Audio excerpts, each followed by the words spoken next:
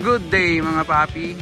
Mabilis ang video lang tayo at mabilis ang update. So, sa mga nagtanong din kagabi kung pwede lagyan ng LED.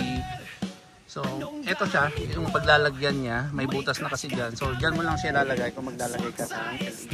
Kagaya niya, no? So, may mga nagtatanong din kagabi kung paano ilagay yung side box. So, madali lang po siya ilagay talaga. Papatong lang yung base plate niya sa pinaka base plate niya na bracket. So yan yung nakalagay po ngayon dyan is 18 liter. Yan. So yan ang pinaka likod niya. Nakantay po niya.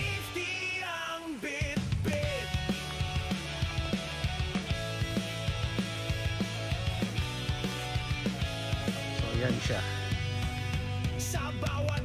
And pwede ka maglagay ng bottle holder na rin. So yan.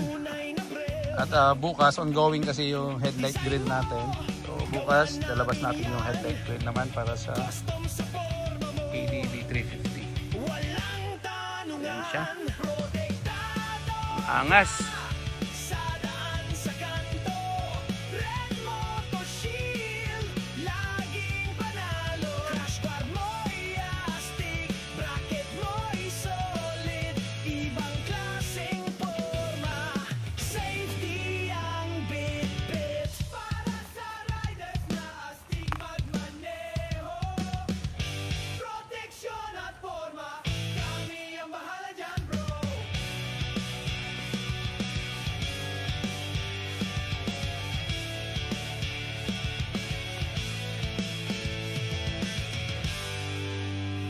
Protektado